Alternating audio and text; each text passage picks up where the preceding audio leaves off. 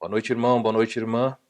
Chegamos ao momento do culto em que nós vamos estudar a palavra de Deus. Eu quero convidar você a abrir a sua Bíblia em Efésios, capítulo 4. Nós leremos hoje do versículo 7 ao 12. Efésios 4, 7 a 12, e diz assim a palavra de Deus: E a cada um de nós foi concedida a graça conforme a medida repartida por Cristo. Por isso diz: quando ele subiu às alturas, levou cativo o cativeiro e concedeu dons aos homens. Ora, que quer dizer subiu, senão que também havia descido até as regiões inferiores da terra? Aquele que desceu é também o mesmo que subiu acima de todos os céus, para encher todas as coisas. Ele mesmo concedeu uns para apóstolos, outros para profetas, outros para evangelistas e outros para pastores e mestres, com vistas ao aperfeiçoamento dos santos para o desempenho do seu serviço, para a edificação do corpo de Cristo. Tá aí o texto dessa noite. Nós vamos partilhar, vamos pensar um pouquinho a respeito de verdades. Estamos olhando aí ao livro de Efésios, do capítulo 1 ao 3, já vimos que ele fala da nossa posição em Cristo, da nossa posição elevada nele. E a partir do capítulo 4 até o capítulo 6, o apóstolo Paulo vai falar sobre a prática da vida cristã. Uma vez que nós temos essa posição tão digna, uma vez que fomos comprados, predestinados, uma vez que fomos abençoados com toda sorte de bênçãos, que fomos selados, uma vez que estávamos mortos e agora somos vivos, uma vez que existia separação entre judeus e gentios, e Paulo diz que Deus cria um novo povo chamado igreja, e agora quem é judeu hoje, que se converte, passa a ser participante da igreja, quem é gentil, ou seja, quem não é da nação de Israel, e se converte também passa a participar da igreja, de modo que Paulo diz que estar na igreja, pertencer à igreja é um grande privilégio, porque nós somos novas criaturas, temos livre acesso ao nosso Deus. E quando chegou no capítulo 4, Paulo então começa a defender a prática cristã e desafia cada um de nós a andar com longanimidade, ter paciência, suportar os irmãos. Tudo isso nós já vimos. Vimos também que a semana passada que o apóstolo Paulo mostra que o que é mais importante para Deus? Deus quer que a igreja, uma vez que ele fez tudo isso para resgatar a igreja e colocá-la numa posição de tamanha dignidade, de tanta dignidade, o apóstolo diz que nós devemos andar de maneira coerente com essa fé. Vimos então unidade como uma coisa extremamente importante. Estar juntos não significa estar unidos. Então nós precisamos andar unidos. Hoje nós vamos ver outras verdades nesse texto. A verdade central do texto dessa noite é a seguinte: Deus abençoa a igreja ao lidar com os crentes de forma desigual. Hoje vamos ver o que eu vou chamar de a bênção da desigualdade na igreja. O objetivo dessa mensagem, não se assuste com o título da mensagem, estou falando que há uma bênção na desigualdade e nós precisamos entender o que a Bíblia fala sobre desigualdade. Em alguns aspectos, nós sabemos que desigualdade tem a ver com uma atitude errada em relação a outras pessoas. Tratamento desigual muitas vezes significa injustiça. Mas veja, o termo que eu usei foi muitas vezes, não todas as vezes. É possível tratar pessoas com desigualdade e estar fazendo uma coisa muito boa, uma coisa correta e bonita. Então, antes que você se assuste com isso e fique perguntando como é que pode existir bênção na desigualdade? Como é que, à luz do que estamos vendo hoje, que Deus abençoa a igreja lidando com os crentes de forma desigual? Hoje nós vamos ver então como é que Deus abençoa a igreja através da desigualdade. E você, ao final desse estudo, deve louvar a Deus, falar: Senhor, muito obrigado pela desigualdade que há dentro do seu povo, porque por meio dessa desigualdade o Senhor tem nos abençoado. Quando falamos de desigualdade, nós temos que tomar cuidado com os nossos conceitos. Muitas vezes, nós, por causa dos conceitos, como eu falei, humanos, nós julgamos, pré-julgamos Deus, colocando ele num banco dos réus e começamos a pensar: Deus está tratando de forma desigual esse ou aquele, e isso é injusto. Por exemplo, a princípio, já posso dizer para você que você sabe de desigualdade. Talvez você não veja isso como bênção, mas veja, Todos nós, salvos, participantes da Igreja de Cristo, temos o mesmo Pai. Mas esse pai decide abençoar alguns filhos, dando a alguns filhos riqueza. A outros ele deu pobreza. A alguns filhos ele deu saúde. A outros ele não deu. A alguns filhos dele, Deus concedeu viver em paz, desfrutar de um casamento harmonioso, um casamento onde o cônjuge foi salvo. Há outros filhos em que Deus não salvou, salvou só um dos cônjuges. Há famílias que estão me assistindo aqui, quem sabe só você é convertido e você tem filhos que não são convertidos, você tem o marido ou a esposa que não é convertido. Tudo isso, se nós sabemos que é a soberania de Deus chamar o seu povo, você precisa entender que muitas vezes dentro da igreja Deus trata o seu povo de forma desigual, sem que isso implique em pecado ou qualquer injustiça da sua parte. Por quê? Porque ele é Deus. E o fato dele ser Deus significa que ele administra as suas bênçãos, as suas graças, como ele quer. Ele decide quem vive muito, quem vive pouco, quem tem saúde, quem não tem, tudo isso. E é o mesmo Deus, agindo em todos nós, seus filhos, e sem cometer nenhum ato de injustiça. Cuidado, porque o conceito de igualdade, igualdade plena em todas as coisas, pode acarretar em alguns problemas. Dá uma olhada nessa imagem. Veja que nela você poderia perceber que se nós tratarmos todos de forma igual ou igualmente, nem sempre vamos ter justiça. Então, por exemplo, se eu igualmente obrigar todas as pessoas a subirem escada, eu vou estar sendo injusto, não é? Com, por exemplo, um deficiente, um cadeirante. Embora eu possa dizer, estou tratando todos de forma igual. Todos têm que entrar nesse prédio, nessa residência, por essa escada. Não estou privilegiando ninguém. Todos igualmente vão ter acesso a esse local pela mesma escada. Mas ao fazer isso, ao oferecer esse tipo de igualdade, eu cometo um erro, porque essa igualdade não implica em demonstração de justiça. Por quê? Porque na prática, justiça é tratar os iguais com igualdade, ou seja, eu trato as pessoas que são iguais, que têm as mesmas condições, eu trato essas pessoas com plena igualdade.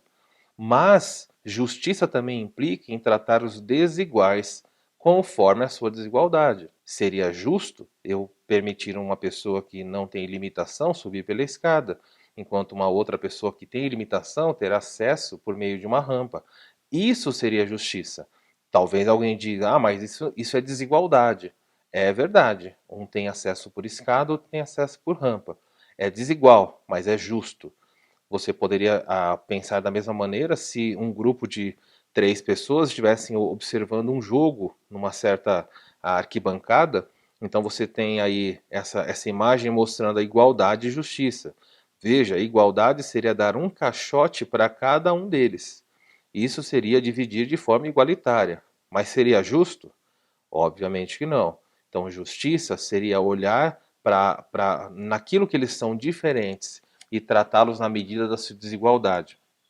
Por isso nós temos que entender, cuidado quando você olha para a maneira como Deus nos trata na igreja e você presume a partir desse tratamento conceitos que são meramente humanos.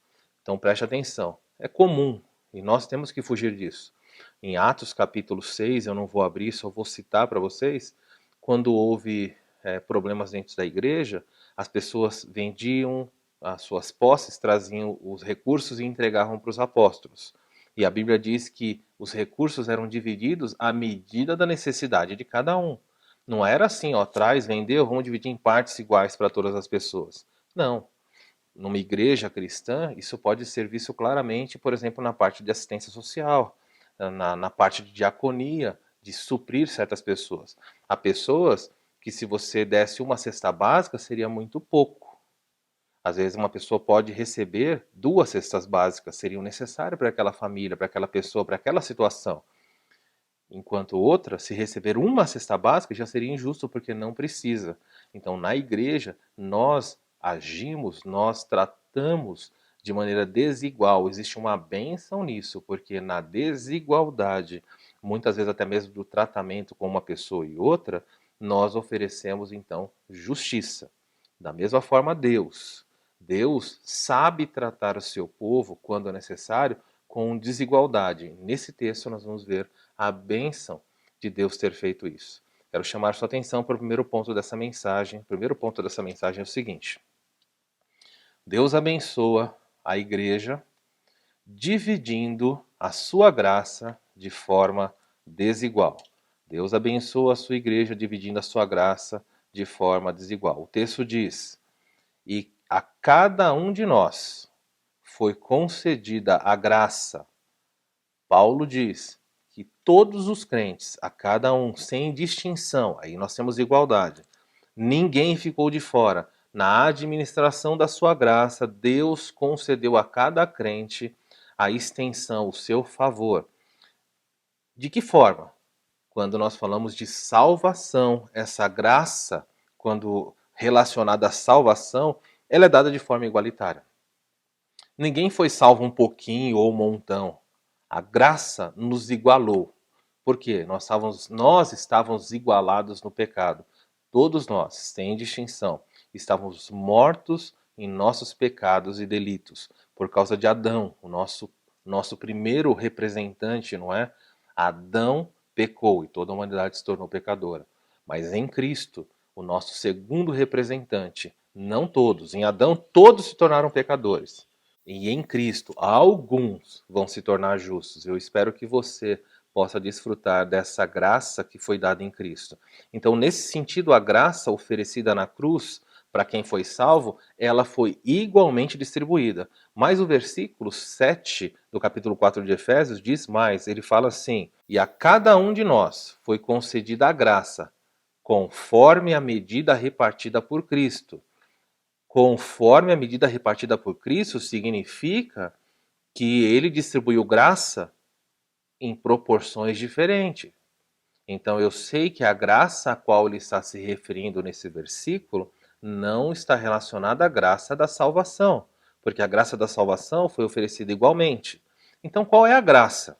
Qual é esse presente que Deus distribuiu conforme a medida que Cristo quis repartir? Por sua decisão soberana e sábia, ele administrou a sua graça.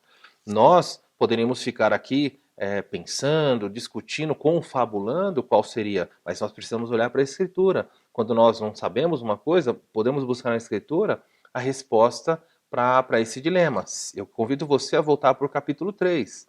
No capítulo 3, Paulo usa a mesma expressão e aí ele deixa claro para nós a que graça ele está se referindo. Capítulo 3, versículo 2, é dito assim: se é que tendes ouvido a respeito da dispensação da graça de Deus, a mim confiada por todos vós. Paulo diz assim: olha, vocês já ouviram que Deus, na sua dispensação, na sua distribuição, na administração da sua graça, ele ofereceu uma graça para mim, apóstolo. E que graça é essa? No capítulo 3, versículo 7, ele fala assim: eu fui constituído ministro conforme o dom da graça de Deus a mim concedida, segundo a força operante no seu poder. Veja, Paulo diz assim: eu fui salvo igualmente, mas aprove a Deus em sua graça repartir comigo o privilégio do apostolado. O apóstolo Paulo falou assim: eu recebi o favor, Deus, na sua administração, podendo fazer isso com outras pessoas, ele escolheu não fazer com outras, mas com um grupo limitado, fora os seus discípulos que andaram com Jesus. Paulo, aqui fora do tempo, como alguém nascido fora do tempo, um apóstolo depois que Cristo foi ao céu, nós vemos aqui que Paulo fala: a graça dele foi repartida comigo. E que graça é essa? Ele decidiu fazer algo por mim, me dando a sua graça, o privilégio de servi-lo. No versículo 8 diz assim, Paulo diz, olha como ele destaca a sua graça: a mim, o menor de todos os santos, me foi dada esta graça. Que graça é essa? O versículo 8 termina dizendo: a graça de pregar aos gentios o evangelho das insondáveis riquezas de Cristo. O apóstolo Paulo, então, deixa claro que ele, Deus, na sua administração, deu a ele, Paulo, a graça de pregar o evangelho aos gentios. algo que ele não havia feito com Pedro, algo que ele não havia feito com os demais apóstolos. Me parece que a concentração do ministério apostólico dos demais apóstolos era voltada aos judeus, principalmente no início do seu trabalho. O apóstolo Paulo recebeu uma graça na sua administração. Deus falou: você, Paulo, vai receber a graça para pregar aos gentios. E Paulo diz: eu, alguém indigno, o menor dos santos, eu, perseguidor da igreja, eu, um homem que consentiu no assassinato de alguns santos da igreja. Deus, por alguma razão, olhou para mim e, no administrar da sua graça, distribuiu esse favor de forma desigual, concedendo a mim o privilégio de ministrar aos gentios, algo que ele não havia feito com os demais apóstolos. De modo que você e eu temos que entender isso da seguinte forma: Deus distribui a sua graça, dando a cada um de nós tarefas. Deus faz isso administrando na sua graça o que ele espera de cada um de nós, de forma desigual. Deus, não sabemos por quê, e não sendo injusto, capacita mais ou menos, capacita algumas pessoas para certas funções, enquanto outras pessoas não receberam dele essa mesma capacitação. Existe sim uma graça para servi-lo, que é distribuída de maneira desigual, conforme Deus escolhe, conforme ele percebe.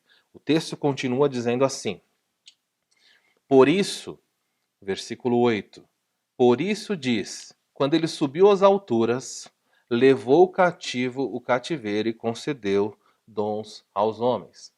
O apóstolo Paulo decide fazer uma citação de um texto aqui que estranhamente foi trazido para esse contexto. Paulo vai fazer uma citação do Salmo 68. Paulo faz uma citação de uma prática antiga no Oriente Médio, ou no mundo antigo, melhor assim dizendo, era muito comum. Quando existia batalha entre dois reinos, o rei que vencia, o que fazia? Ele pegava despojos, né? Ele pegava a riqueza dos derrotados, e na hora de ir embora, depois de ter matado vários dos seus inimigos, ele levava várias pessoas cativas. Ele levava prisioneiros, e esses prisioneiros eram levados para servi-lo. Era assim que funcionava. Muitas vezes o rei distribuía os presentes. Olha só que interessante.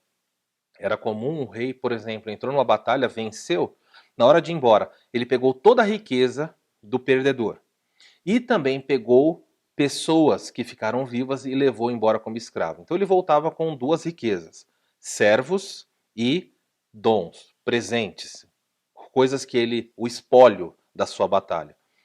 Paulo se apropria dessa figura aí usada no antigo, dessa realidade que aconteceu no antigo mundo, e ele traz para a pessoa de Cristo. O rei, quando voltava vitorioso, com os presentes que ele tinha, muitas vezes ele presenteava o seu povo.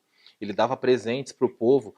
Mas uma coisa que ninguém fazia era levava os escravos, os seus prisioneiros, e quando chegava lá, ou matava os prisioneiros ou colocava eles para trabalhar. Mas Paulo faz aqui uma figura, usa nesse texto uma figura interessante. Ele fala que Cristo invadiu, usando aqui a ideia de que ele invade o reino das trevas e ele conquista prisioneiros, eu e você que é salvo. Ele conquista essas pessoas e ele volta vitorioso, levando esses prisioneiros com ele.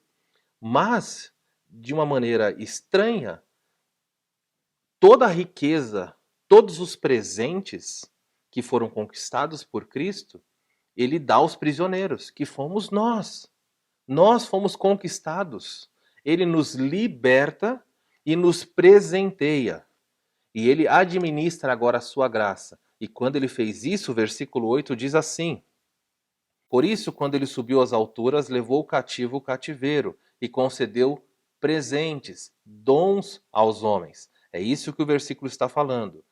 Ele presenteou. Vamos ver mais à frente aqui que presente é esse que ele deu. A princípio, nós já vimos aqui, a primeira lição do texto dessa noite é muito claro.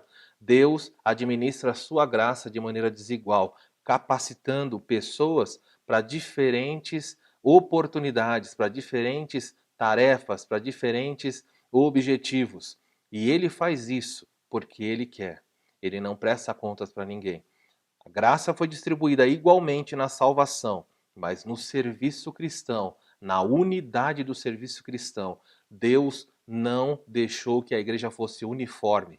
Nós somos unidos, mas não somos iguais. Nós andamos juntos, mas nós somos diferentes. Nós somos como um grande quebra-cabeça. Um quebra-cabeça montado, as peças estão todas unidas. Elas estão presas umas às outras, mas elas não são iguais. E por menor que seja uma peça, ou maior que seja uma peça, se ela está no canto ou no centro, pouco importa. O que faz diferença é que ela participa da composição desse desenho. De modo que se alguém montasse um quebra-cabeça gigante de 5.000 peças e chegasse no final uma única peça e estivesse faltando, a beleza de todo aquele trabalho não seria tão demonstrada, tão revelada. De maneira que Cristo, ao morrer na cruz e salvar o seu povo, ele está montando através da igreja um enorme quebra-cabeça, com pessoas que devem andar unidas, e apesar de andarem unidas, elas são diferentes. Nós precisamos nos encaixar, irmãos. Nós somos chamados para andar juntos, mas nós não somos uniformes. Deus não fez quadradinhos iguais. Deus colocou pessoas em dinâmicas diferentes e agora nós temos que procurar pessoas para nos amoldar, nos encaixar. Já reparou que uma peça de quebra-cabeça normalmente ela se junta a mais quatro? E a seguinte da mesma forma e assim vai?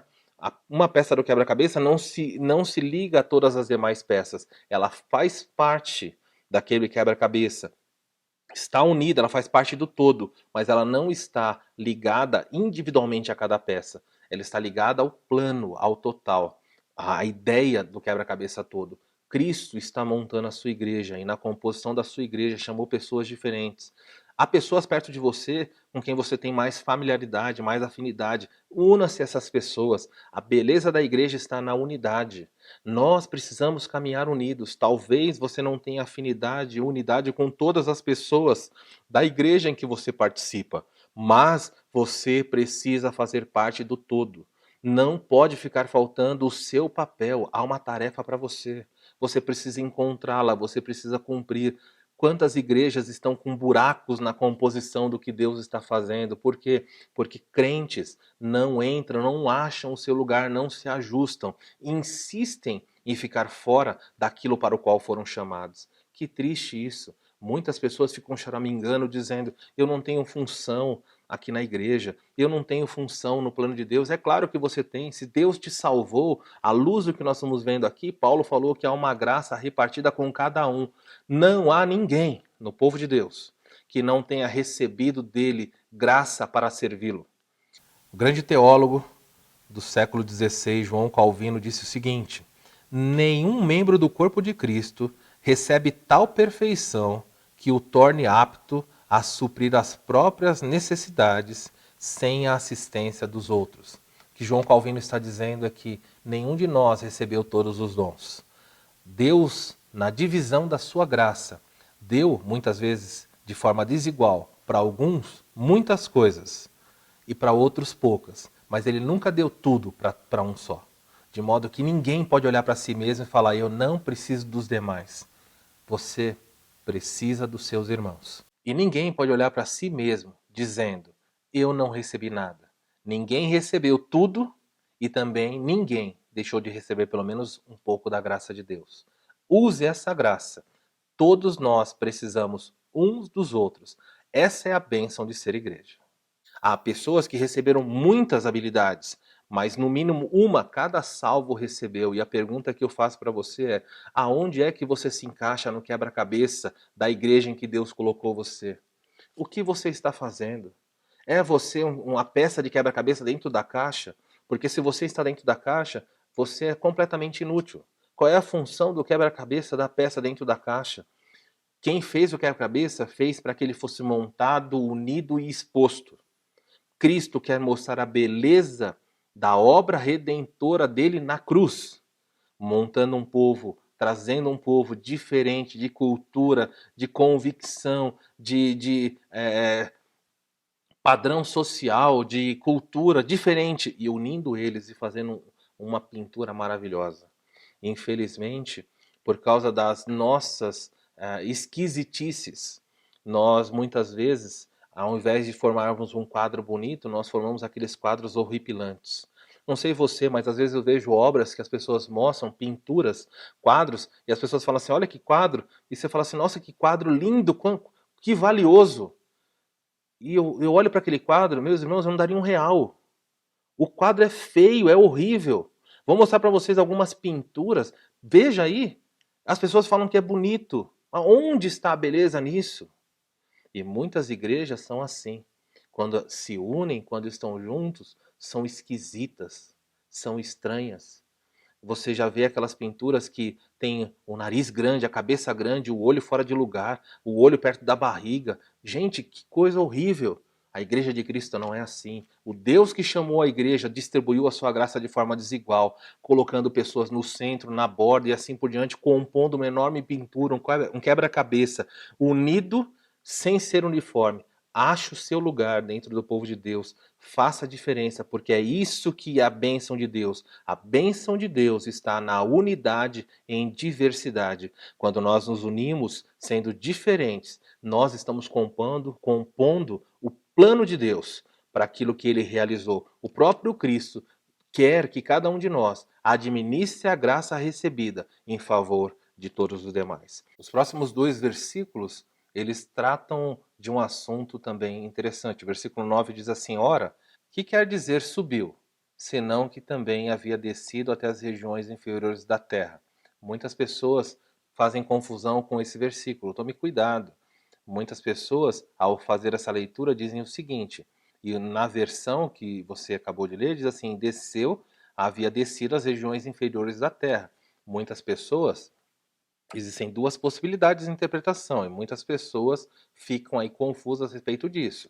A primeira possibilidade, embora seja uma possibilidade muito remota e que na verdade vai trazer mais problemas do que solução, há pessoas que acreditam que Cristo, no momento entre a sua morte e ressurreição, por exemplo, ele morreu na sexta-feira e vai ressuscitar no domingo, entre a morte e a ressurreição dele, ele desceu até as regiões inferiores da terra, foi lá no fundo da terra e, segundo a cultura, né, medieval, de que o inferno fica bem embaixo da terra, no centro da terra, as pessoas defendiam que Cristo foi até lá e entre sexta e domingo ele pregou o evangelho dentro do inferno, ou anunciou a verdade dele para o inferno, e então foi isso que aconteceu, é isso que o versículo está falando aqui, que ele desceu às regiões inferiores da terra.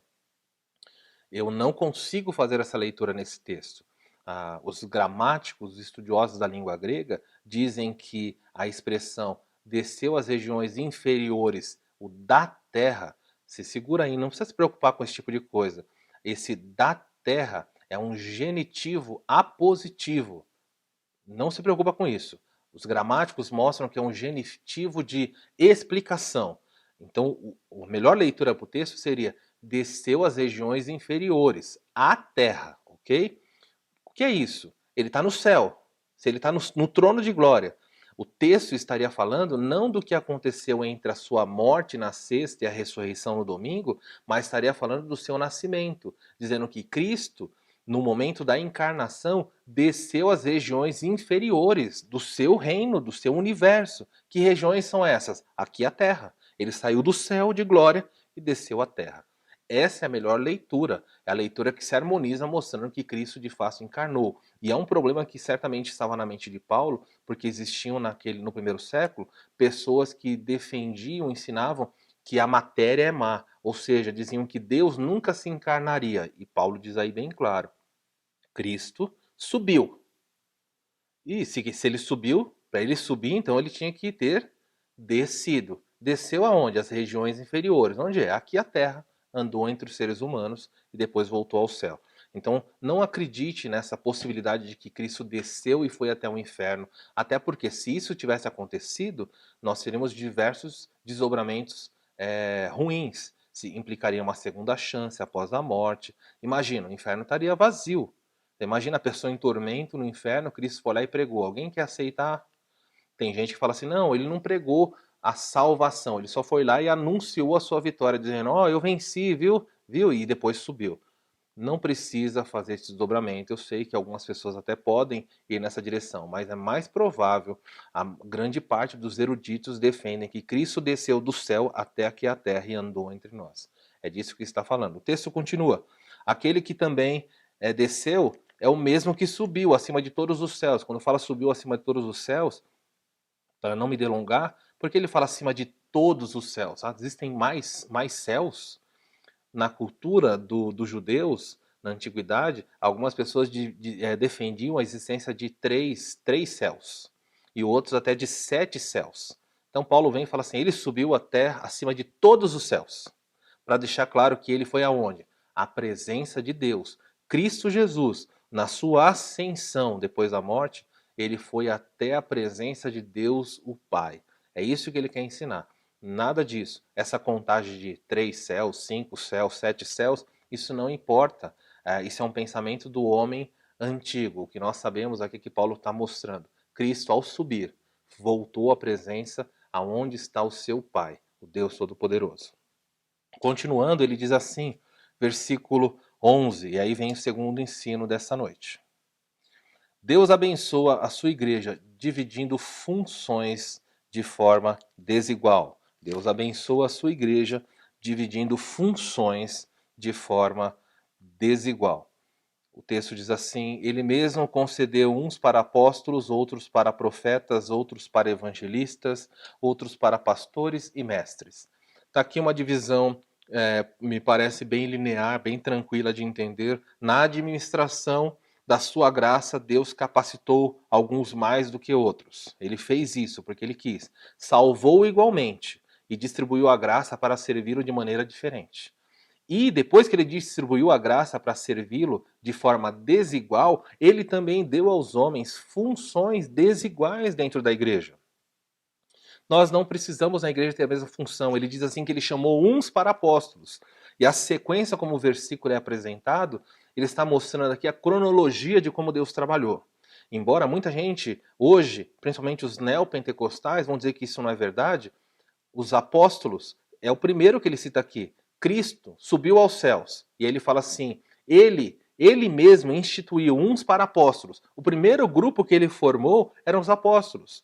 Os apóstolos, os verdadeiros apóstolos, eles ficaram restritos ao período formativo da igreja. Ou seja, apóstolos de verdade existiram só no primeiro século. Todos os apóstolos existiram apenas, vou repetir, no primeiro século. Os apóstolos que existem hoje, todos eles estão mentindo. Não há apóstolos na atualidade. Apóstolo, para ser apóstolo, você precisava de algumas coisas. Ter visto Cristo ressurreto, pessoalmente. Jesus aparecer ressurreto para você. Isso era uma das marcas do apostolado. Ah, mas Cristo apareceu para um monte de pessoas em Atos 1. Então não era a única prova. Tinha que ver Cristo ressurreto. Depois tinha que ser empossado na função para ser apóstolo pelo próprio Cristo. Isso já joga por terra todos os apóstolos, as pessoas que dizem, né, ser apóstolos da atualidade. Apóstolos, período formativo da igreja. Como é que eu sei isso? Pela Bíblia. Efésios capítulo 2, versículo 20 diz assim, falando sobre a igreja: vocês são edificados sobre o fundamento dos apóstolos e profetas, sendo ele mesmo, Cristo Jesus, a pedra angular. O apóstolo Paulo diz que a igreja é um edifício que está sendo formado. No fundamento da igreja, Cristo é a pedra principal. Em cima da pedra principal estão os apóstolos. Depois dos apóstolos, os profetas. Que profetas? Os profetas do Antigo Testamento? Não. Os profetas do Novo Testamento. Quando Deus formou a sua igreja, os apóstolos tinham uma função de apresentar o evangelho, de mostrar para a igreja as verdades relacionadas ao que Cristo transmitiu. Mas existiam outros conhecimentos, existiam verdades que precisavam vir à tona. E a Bíblia não estava completa. Nós não tínhamos, no primeiro século, a escritura completa. Então o que Deus fez? Ele colocou os apóstolos e também deu para a igreja profetas. O que os profetas faziam? O que os profetas faziam? Os profetas, eles não ficavam adivinhando o futuro. Ah, essa semana você vai conseguir um namorado, essa semana vai ganhar uma casa, esse tipo de coisa. Olha, Deus está me falando que tem alguém hoje aqui com dor no joelho.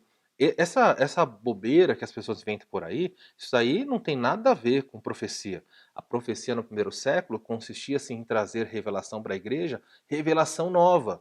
e muitas vezes até compreensão de verdades que foram ditas e eles não tinham entendido. Esse era o papel dos profetas no Novo Testamento. A profeta trazia revelação sobre o futuro? Em raríssimas exceções trazia, quando a revelação tinha algo relacionado de impacto para toda a igreja. Há um profeta no Novo Testamento, em Atos, chamado Ágabo. Ele se encontra com Paulo e ele tira os cintos de Paulo, prende os braços, as mãos de Paulo e diz: o Espírito Santo me disse que por onde você for, há cadeias te esperando. Ele fez uma revelação sobre o futuro do Paulo, de uma pessoa, do apóstolo Paulo. Por que ele fez isso? Porque a prisão do apóstolo impactaria toda a expansão do evangelho. Mas nós não vemos no Novo Testamento profecias particulares. Olha, Deus vai te dar isso, Deus vai te dar aquilo, você vai ficar rico, você vai viver isso, vai viver assim. Então, o que acontece hoje, as profetadas de hoje em dia, que acontecem na igreja, são invenções. Profetas, apóstolos e profetas são funções dadas desigualmente para a igreja. Deus deu alguns para apóstolos no primeiro século, terminaram, não tem mais apóstolos. Deus depois constituiu profetas, os profetas cumpriram seu papel no primeiro século também. Terminando isso, parou-se o período apostólico e profético. Quando você continua, ele fala que depois, olha a dinâmica da construção do edifício. Cristo, o fundamento principal. Os apóstolos, a base da igreja. Juntamente com os apóstolos, os profetas. E depois que você colocou o fundamento da igreja, você precisa agora expandir a igreja. Quem eu uso para fazer com que o evangelho chegue a mais e mais pessoas? Evangelistas. Deus chama evangelistas e os evangelistas pregam e a expansão do evangelho se torna muito poderosa, muito grande. Nem toda pessoa recebeu de Deus a função de ser evangelista. Veja, agora tome cuidado, em Mateus capítulo 28, Cristo manda que todos nós preguemos o evangelho a toda criatura. Então, pregar o evangelho é uma tarefa de todos os crentes. Ninguém pode se eximir de pregar, de anunciar a verdade. Mas há pessoas que receberam a função de evangelista. E essas pessoas, quando exercem esse ministério, é inacreditável ver o que aconteceu. Nós vimos na história recente evangelistas que nós conhecemos. Billy Graham, um evangelista. Olha o impacto desse homem. Vocês conhecem aí o saudoso que faleceu esse ano aqui, nosso querido Haroldo Heimer, outro evangelista. Nós conhecemos tantos na história, John Wesley, Moody e assim por diante. Deus levantou, de tempo em tempo ele levanta evangelistas. Evangelista era o primeiro século, evangelista sempre tem. Apóstolos e profetas no começo da igreja, evangelistas. E depois de evangelistas, você pregou o evangelho, a pessoa se converte, para onde ela vai? Ela vai para a igreja. Se a pessoa chegar na igreja e todo domingo tiver um evangelista pregando, ele prega salvação, prega salvação, prega salvação. No quarto domingo você fala: eu já entendi, eu já sou salvo. Eu já entendi. Eu sou pecador, Cristo morreu por mim. Eu aceitei Jesus, eu agora sou um salvo. E agora, o que eu faço? Na semana que vem ele prega de novo. Você é pecador, tem que aceitar Jesus. Você vai olhar para aquilo e vai ficar desesperado. Então, olha a sequência que o apóstolo escreve para nós. Ele deu uns para apóstolos, Jesus fez isso, profetas, evangelistas, e depois termina como? Dizendo pastores e mestres. Alguns dizem aí, fazem confusão com esse termo, achando que são duas pessoas, duas funções, né? Deus chamou alguns para serem pastores e outros para serem mestres. Mas o que parece mais provável aqui é que ele está falando de pastores mestres. Por quê? Porque a essência do trabalho pastoral é ser alguém que ensina. Não é a única coisa do trabalho pastoral, mas o trabalho pastoral consiste em ensino, de modo que todo pastor deveria ser mestre. Todo pastor, em alguma esfera, está ensinando. É claro que existem pessoas com ampla habilidade no ensino. Existem pessoas que se destacam mais por ser mestre do que por si só pastorear. Mas todo pastor é mestre. Então, se ficar claro para você, é assim: nem todo mestre é pastor. Nem todo mestre pastoreia. Mas todo pastor deve ser mestre no trabalho que ele está fazendo. Então nós já vimos nessa noite duas verdades: que Deus abençoa a sua igreja, tratando o seu povo de maneira desigual. Como ele faz isso? Ele distribuiu a sua graça de maneira desigual. Em segundo lugar, nós vimos que ele dá para nós tarefas, ele distribuiu para a igreja funções de forma desigual. E ele, ao fazer isso, abençoa o seu povo. O objetivo dele é abençoar o seu povo. A terceira lição desse texto vem no próximo versículo. O verso diz assim: porque ele constituiu apóstolos, profetas, evangelistas, pastores e mestres. O versículo 12 diz: com vista ao aperfeiçoamento dos santos para o desempenho do seu serviço e para a edificação do corpo de Cristo. De modo que a última lição desse texto é que Deus abençoa a sua igreja, dando a cada membro o mesmo objetivo. Então veja, ele tratou de forma desigual na distribuição da graça, ele tratou de forma desigual nas funções que cada um exerce. Todos nós temos uma tarefa a fazer. E antes de olhar esse último ponto, nós estamos olhando aqui e vendo que Deus também abençoa a sua igreja, agora dando a todos. Se ele deu funções diferentes e usou a graça de forma diferente, neste caso, ele tem um objetivo único. E ele agora dá um objetivo igualitário. Um objetivo que une toda a igreja. Não importa se é apóstolo, profeta, evangelista, não importa quem você seja dentro do povo de Deus. Se você é líder ou se você é ovelha, no desempenhar da sua função, usando a graça que foi concedida, o objetivo é um só. O objetivo de Cristo é o aperfeiçoamento dos santos. Ele distribuiu isso. Ele deu à igreja, ele presenteou, ele amou tanto a igreja que ele presenteou o povo de Deus com pessoas para que cuidassem do rebanho. E por quê? Porque Deus, nós já falamos aqui que os apóstolos não existem mais, os profetas não existem mais. Hoje existe dentro da igreja evangelistas e pastores mestres. Esses dois grupos estão ali. Por que Deus deu para a igreja, que quem diretamente trabalha com rebanho são pastores? Porque os pastores mestres foram dados à igreja? Foram dados, o versículo diz, com vistas ao aperfeiçoamento dos santos. Veja, a função que Deus atribuiu a mim pela sua graça, é para que eu capacite você para o seu trabalho. Nós temos vivido numa sociedade cristã estranha. Na prática, sabe o que tem acontecido? A Bíblia diz que eu fui dado à igreja. Deus amou as ovelhas e deu um pastor para as ovelhas. Muitas pessoas acham que Deus amou o pastor e deu as ovelhas para o pastor. Então o pastor pode fazer o que quiser. E não é assim. A verdade é que Deus ama tanto o rebanho que trouxe pessoas para tomar conta do rebanho. Mas Deus quer que o rebanho, Deus quer que as suas ovelhas desempenhem um papel, porque Ele deu para você uma graça. Ele distribuiu com você uma graça. E muitas igrejas sabem como funciona? O pastor é o faz tudo. Precisamos visitar os doentes. O pastor tem que visitar. Precisamos pregar na igreja. Só o pastor que prega. Precisamos, vamos fazer uma campanha. O pastor que vai fazer. Vai ter EBF? O pastor tem que dirigir. Vai ter reunião não sei o quê? O pastor.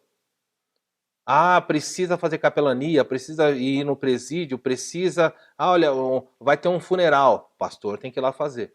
Meus irmãos, isso está errado, a Bíblia não diz isso. A Bíblia diz que o trabalho pastoral é preparar os servos, preparar os demais irmãos para que eles desempenhem a sua função. E a minha pergunta para você é, você está se deixando ser moldado para a função que Deus tem para você? Eu falo com muita tristeza pensando na nossa igreja local, mas você que nos assiste na sua igreja aí, pense na sua igreja e você vai entender. Nossa igreja precisa de introdutores. Nós temos dificuldade de conseguir homens que queiram desempenhar a função de introdução.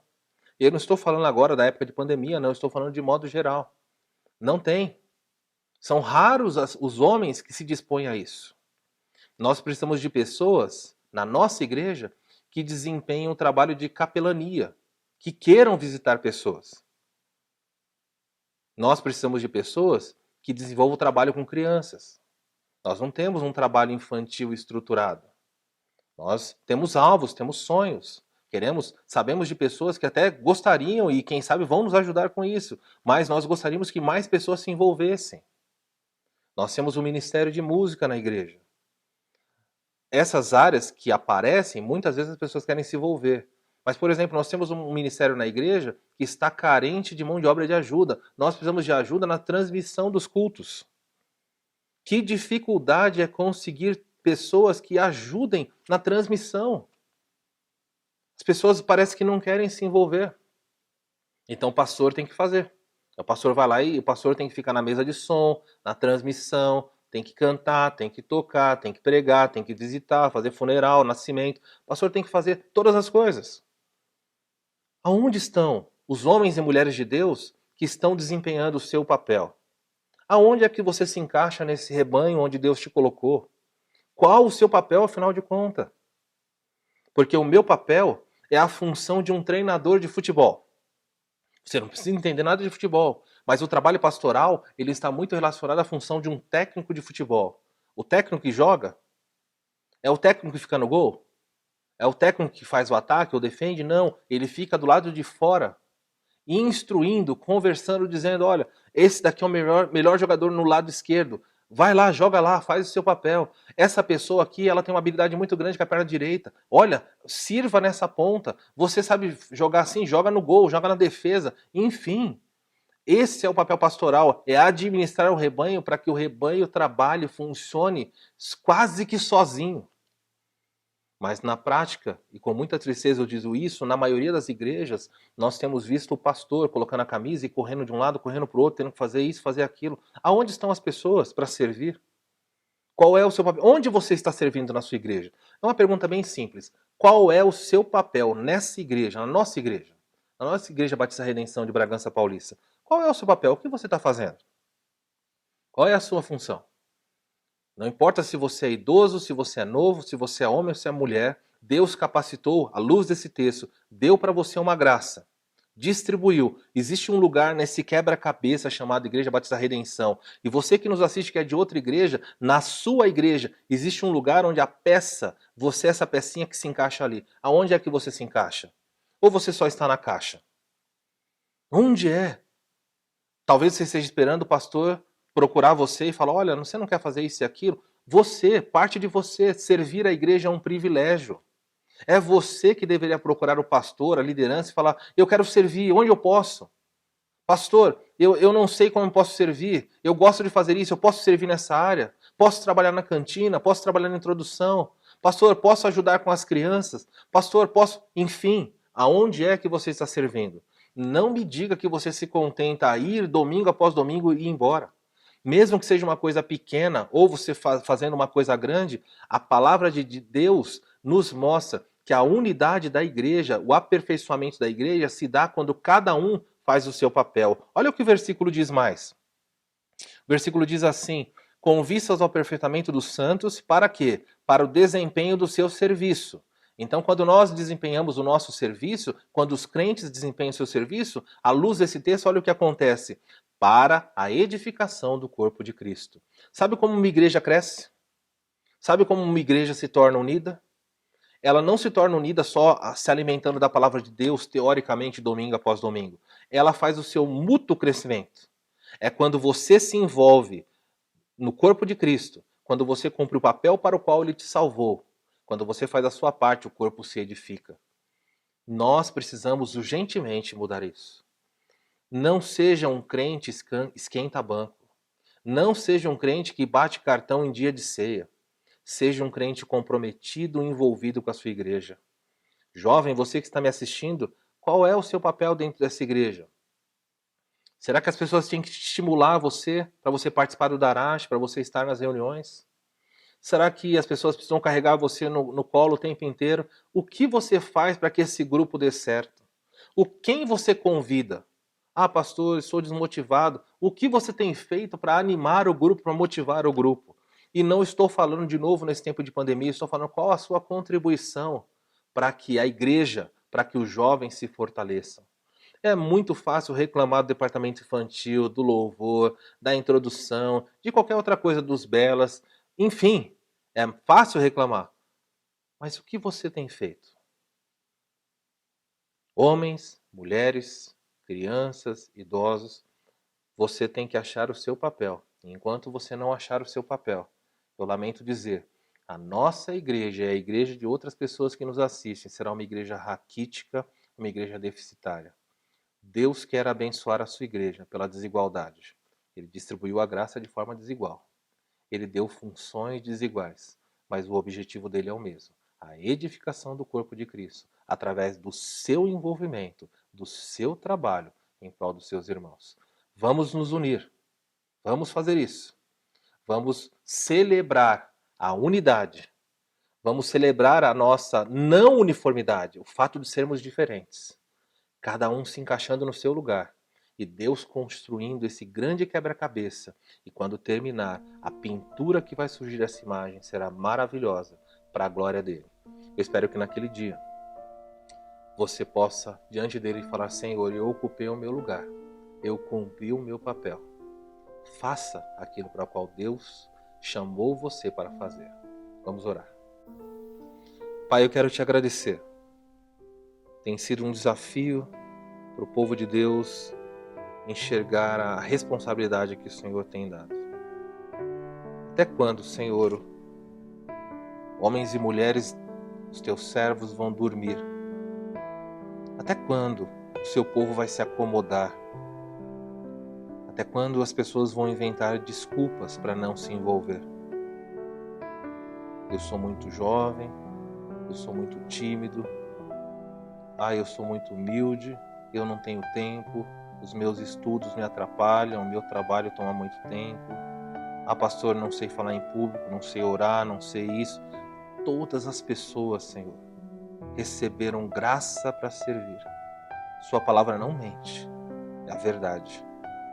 Se receberam graça, também receberam do Senhor uma tarefa. Desperta o seu povo. Desperta a sua igreja.